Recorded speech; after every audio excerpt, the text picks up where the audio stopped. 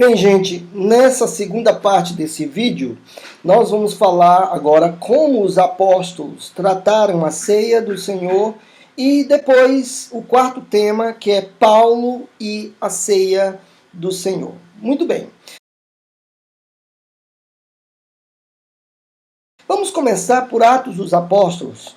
Quando os apóstolos estavam reunidos no início da igreja, Atos capítulo 2, verso 42, que diz o seguinte, estou lendo aqui em grego, né? E estavam perseverando na doutrina então, na doutrina dos apóstolos, na comunhão e no partir do pão e nas orações. Vejam que ter, classe, tu, artu, cai, tais, procerras. Vejam que no partir está com artigo definido, no partir do pão e nas orações. Bem, alguns podem até dizer que esse partir do pão se referia a uma refeição comum, né, que os apóstolos estavam perseverando na refeição, né, mas vamos ver se realmente era uma refeição comum.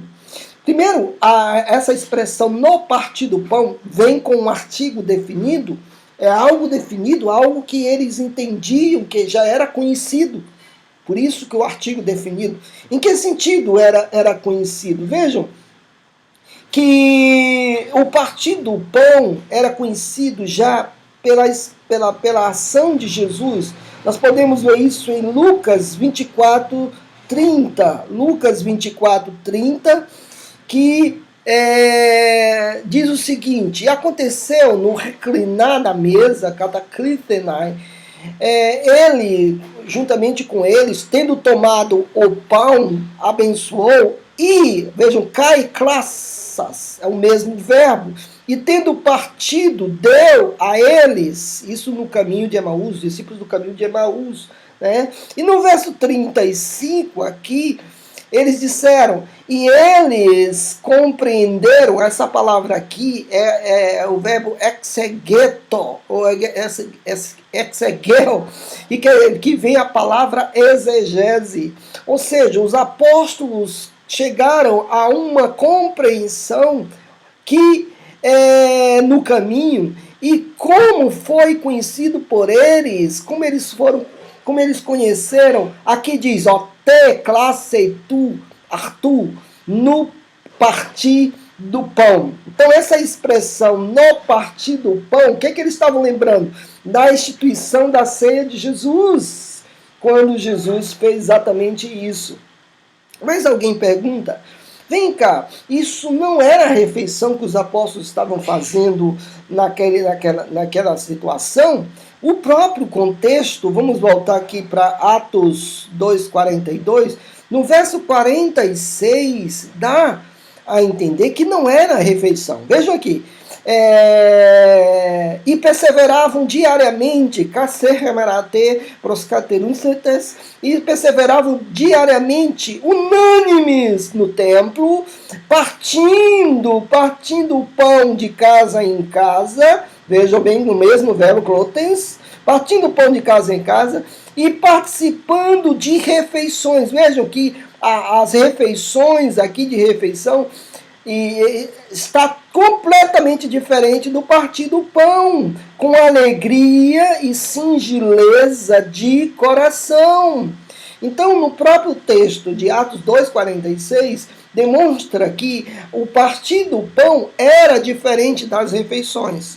Com o passar do tempo, realmente, a igreja se reunia não somente para celebrar a ceia do Senhor, mas eles faziam refeições. E isso mais na frente, nos anos 50, 60 da era cristã, eles deram até o nome, a festa do amor, que Judas fala isso de uma forma irônica lá na sua carta. Agora, detalhe, o que Paulo falou aos coríntios era exatamente porque eles estavam confundindo a ceia do Senhor com as refeições, porque eles iam simplesmente para comer. E Paulo diz, se vocês estão com fome, comam em casa.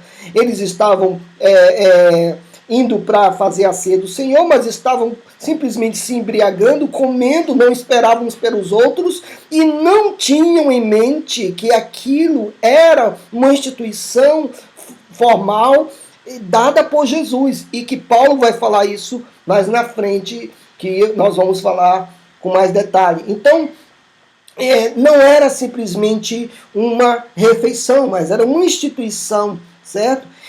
Um detalhe, em Atos 20, verso 7, Atos 20 e verso 7, diz o seguinte: o apóstolo Lucas, escrevendo, falando de Paulo, ele diz, aqui, no primeiro dia da semana, estando reunidos os discípulos, vejam o que ele diz, klassaiarton, para partir o pão, e é muito interessante que reunidos os discípulos aqui é uma frase nominal, é uma frase com um adjunto adnominal daqui do verbo no infinitivo, né?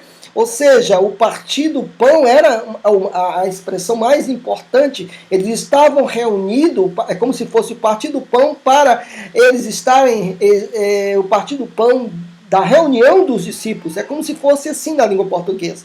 Eles estavam reunidos, os discípulos, para partir o pão. Paulo lhes advertia, havendo de sair, né, no dia seguinte, né, prolongou a palavra até meia-noite. Então vejam que o apóstolo Lucas deixa claro que o apóstolo Paulo e os discípulos estavam reunidos para partir o pão, e Paulo e Lucas deixa claro que era numa situação que Paulo estava falando a eles. Paulo estava falando, demonstra claramente que era uma ação litúrgica da igreja no primeiro dia da semana. Muito bem, agora vamos ver o que Paulo falou diretamente sobre a ação de Jesus na instituição da ceia nos evangelhos. O primeiro texto que nós vamos ver é 1 Coríntios capítulo 10, verso 16. 1 Coríntios capítulo 10, verso 16, quando Paulo diz assim, Paulo está falando da idolatria dos coríntios, porque eles estavam indo aos templos e participando da mesa idólatra. Então Paulo toma essa palavra no verso 16 e diz, topoterion, o cálice da bênção que abençoamos. Vejam que está no presente. Quando Paulo diz o cálice da bênção que abençoamos, então Paulo deixa claro que era uma ação contínua, que estava havendo isso. E ele está falando do cálice da bênção. O cálice da bênção que abençoamos não é a comunhão do sangue de Cristo. O pão que partimos, vejam bem, né?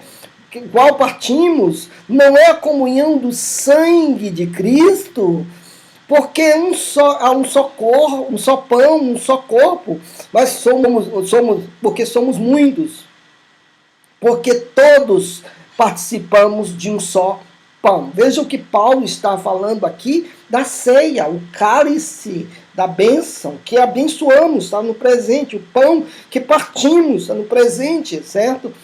Vejam aqui, quando Paulo fala em 1 Coríntios, capítulo 11, e no verso 23, aqui está muito claro que Paulo Paulo entende que o que Jesus fez é algo que a igreja deveria continuar.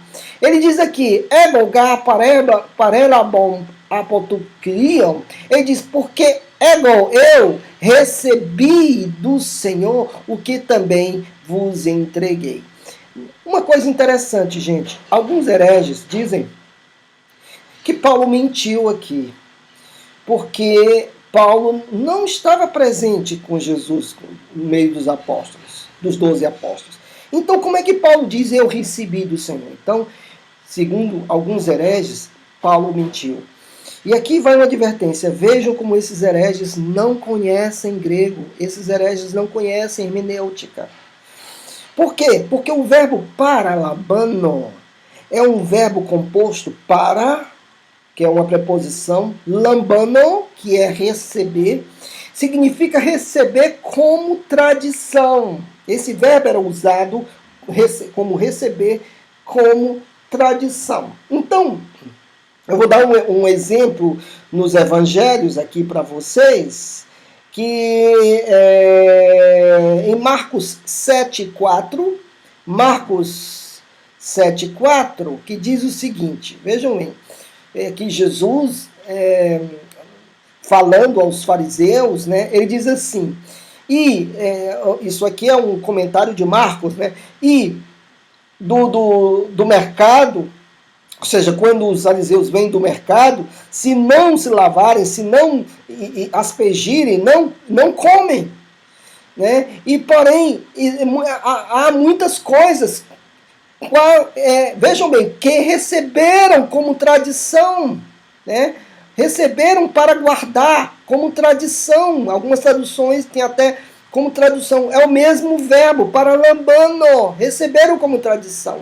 Como batismo de potes, jarros, né? E até de vasos de prata, e até camas. Então, o que o verbo paralambano aqui, Marcos 7,4, demonstra que o verbo era receber por tradição. Quando Paulo diz, eu recebi do Senhor, Paulo está deixando claro a diferença entre eu recebi aquilo que é a autoridade dele como apóstolo e aquilo que Jesus instituiu. Paulo simplesmente está dizendo, olha, isso que eu vou falar para vocês agora é uma instituição de Jesus Cristo. Então o verbo paralambano é alguém que recebe não da própria pessoa, mas de alguém intermediário. Nós podemos ver isso várias vezes. O próprio Paulo falou esse mesmo verbo, 1 Coríntios 15, 3, 1 Coríntios 15, 3, que diz o seguinte, né? Porque eu vos entreguei primeiro, né? Eu vos entreguei primeiro o que também recebi, né? Que Cristo morreu pelos nossos pecados segundo as Escrituras. Vejam que Paulo aqui está dizendo que eu vos entreguei primeiro o que também eu recebi. Né? Verbo paralambano, que Cristo morreu por nós, dos nossos pecados, segundo as Escrituras. Então, Paulo está colocando segundo as Escrituras. E existem muitas outras passagens que o verbo paralambano é receber. O próprio Pilatos, quando entregou Jesus Cristo, diz que eles receberam Jesus. É claro que Pilatos não entregou pessoalmente aos soldados. Ele ordenou para que Jesus fosse entregue. Então, esse verbo paralambano é receber como tradição. Então, vejam bem, quando Paulo diz, eu recebi, vamos voltar aqui, 1 Coríntios 11, 23, eu recebi do Senhor que também vos entreguei, que o Senhor Jesus, na noite que foi entregue, ele tomou o pão, e tendo dado graças, partiu e disse, recebei e comei, isto é o meu corpo, que é partido por vós. Fazei isto em memória de mim. Paulo, ele usa aqui o acréscimo de Lucas 22, né? Fazer isto, vejam que o verbo está no presente, fazer isto em memória de mim. Semelhantemente também o cálice, tomando o cálice, depois de cear, dizendo, isto é o meu cálice da nova recainê de até que, como eu falei, cainê é uma aliança totalmente diferente, e aqui Paulo coloca exatamente como Jesus falou, a nova aliança no meu sangue, fazei isto todas as vezes que beberdes, que beberdes em memória de mim, porque todas as vezes que comerdes este pão e beberdes este cálice, anunciais a morte do Senhor até que ele venha. Agora, vejam que detalhe, portanto, aquele que comeu este pão, ou bebeu o cálice do Senhor indignamente do Senhor, será réu do corpo e do sangue do Senhor. Então, Paulo deixa claro aqui que o que eles deveriam fazer, o que estavam fazendo, era uma ordenança de Jesus e que Jesus ordenou para que eles fizessem. Fazer isso é presente, fazer isto em memória de mim. Aí alguém diz, mas Judas comeu a ceia, né? E aí essa advertência que Paulo diz, né? Que Paulo fala no verso 27, ele diz, aquele que comer a ceia indignamente será réu do corpo de Cristo. Ou seja, assim como Judas comeu e ele foi julgado, assim também aquele que come a ceia do Senhor sem discernir o corpo será réu.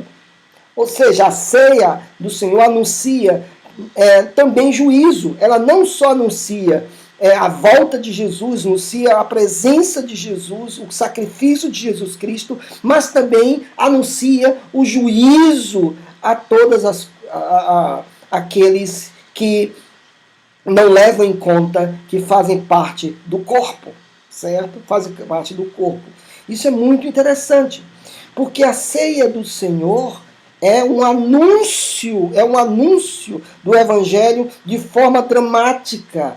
Ou seja, o pão representa o corpo, representa a carne do cordeiro, e o sangue representa, o vinho, desculpe, representa o sangue do cordeiro. E isso é um anúncio da volta de Jesus, mas conforme o apóstolo Paulo e conforme o contexto do que Jesus fez, também é um anúncio de juízo.